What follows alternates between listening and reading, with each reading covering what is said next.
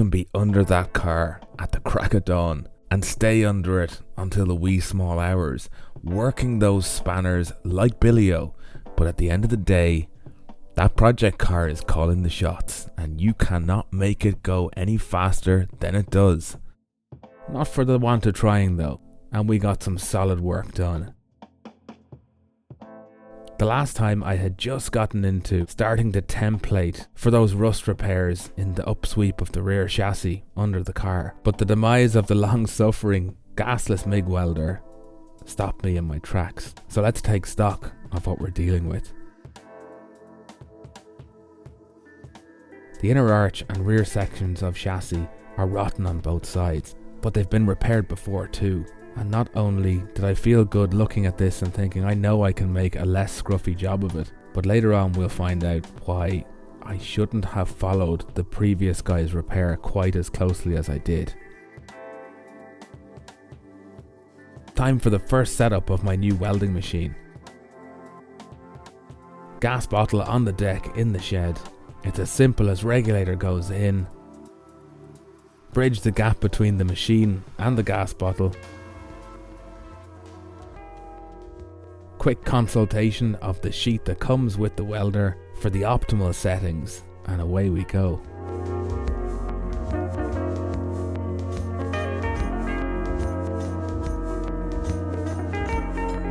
I'd be lying if I said there wasn't a learning curve moving from gasless to gas shielded MIG welding, but it's more of a, oh, that's how this works, rather than I have no clue what's about to happen.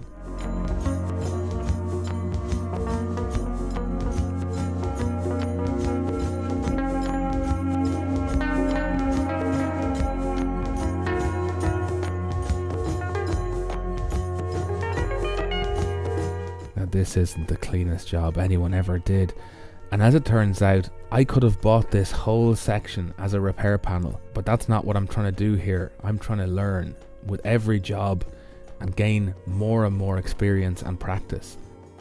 And whereas I wouldn't for a second claim that this is a particularly good job, it's a better job than I've ever done before, and there's a huge amount of satisfaction in that.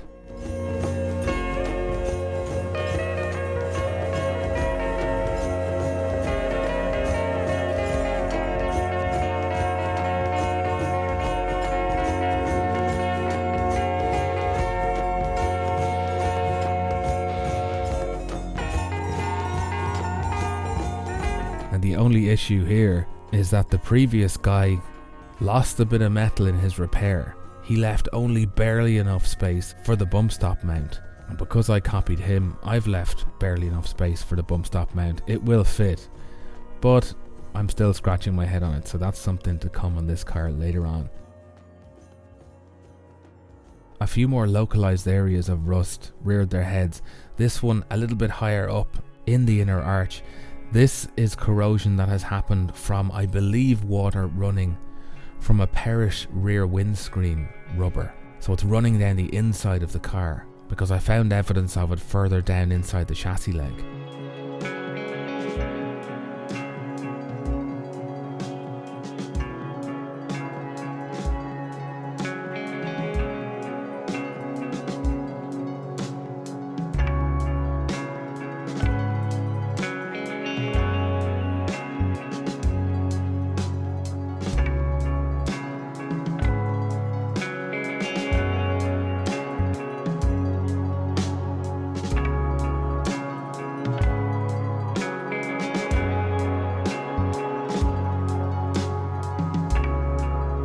So unfortunately, the car was rotting from the inside out. It was the same story with this area around the anti-roll bar mount.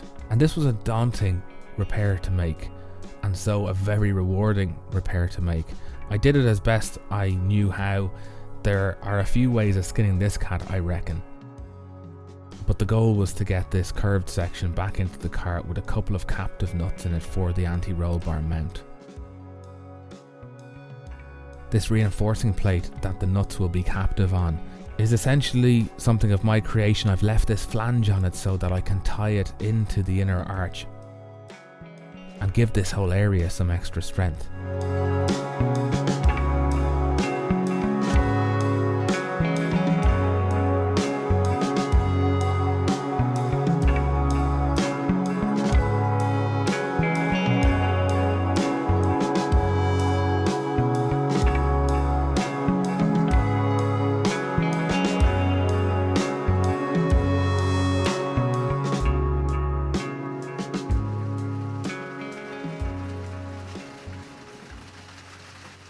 get our fair share of days that weren't workable outside because of the weather, and the first one of those that came along, I broke out my new toy. A bead roller from Eastwood, and I've been very excited to use this machine. Unfortunately, I chose the wrong job. This is a 2mm piece of stainless steel, and that's probably a millimeter too thick for what I wanted to do, which was run a bead to make a bracket for holding the brake lines underneath the car. The brackets you've just seen. These are all the little bits and pieces that hold the brake lines and the fuel lines with rubbers in them. And because I had this piece of stainless steel, I thought, hey, instead of spending all the time painting up these old brackets that are kind of rusty and a little bit thinned out, let's try and remake them, and in a material that'll last twice as long and look better. So the first escapade with the bead roller didn't really bear any fruit, bar experience of how a bead roller works and what is asking a bit too much. Alright.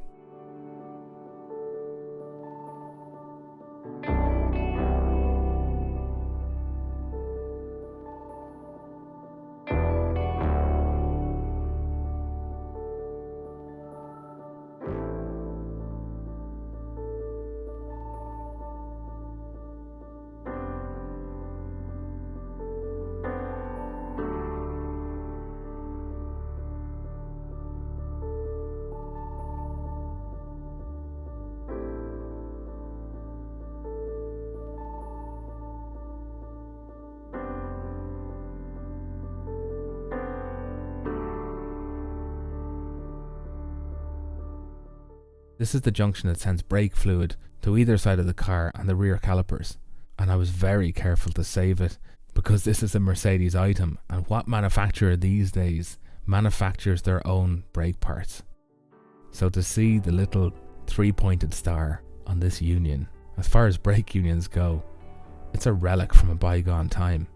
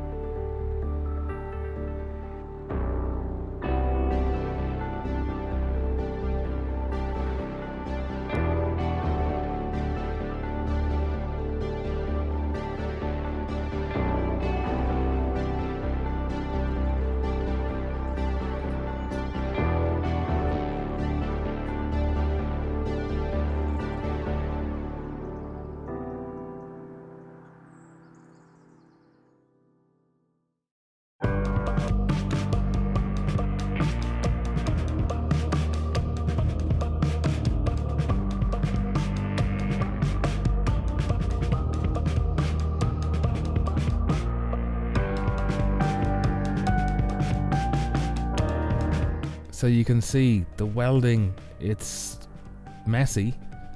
I can't really stick my neck out any further than that. But then they've been covered over with this white substance, and I'm not sure what it is, some kind of a filler? I mean, the welds look like they would have ground back smoother than they were ground. I mean, somebody took a shortcut here, smoothed out the repair using filler. And you know, the less filler on a car the better in terms of it soaking up water. So it was just a ticking time bomb.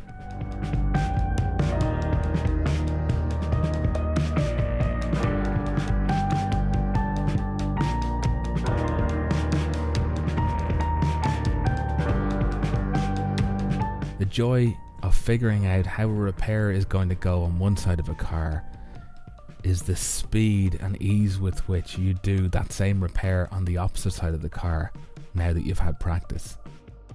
The offside went very nicely. It was a lot of work. Typically, I don't know why, but I always pick the wrong side. I always pick the easy side first, and I'd prefer to do the hard side first so that the easy side is the faster one. Well, the offside was certainly more corroded on this car.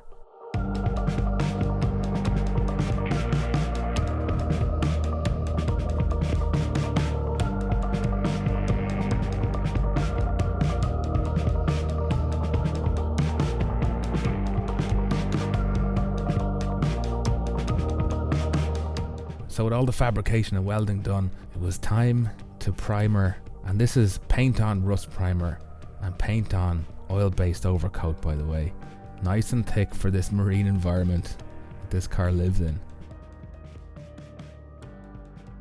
And with a couple of days to go off and harden, I undersealed all of our work, and we have a sweet looking rear undercarriage on this Mercedes-Benz. Assembly is imminent.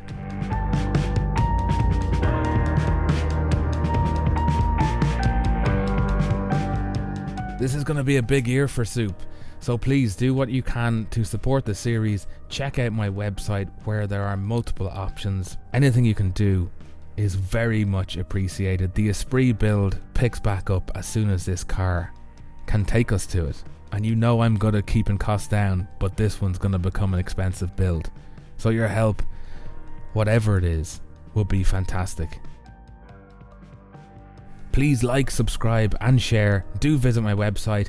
And to my new patrons, Dagoberto, Patlan, Zipper, Chris Scott, Ian Whinnett, Jackson Hasty, Logan Abner, Barry Cole, Richard Wayne, Ian Giles, Andrew Stones, Daniel Madatovian, Samuel Jennings, Tanner Ingersoll, Stephen Maguire, Leo Michelson, SR and Teju Lee.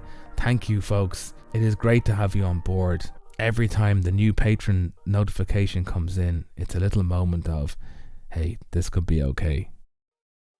That's it. I will see you shortly on the road to the Esprit. Until then, stay stuck in and good luck.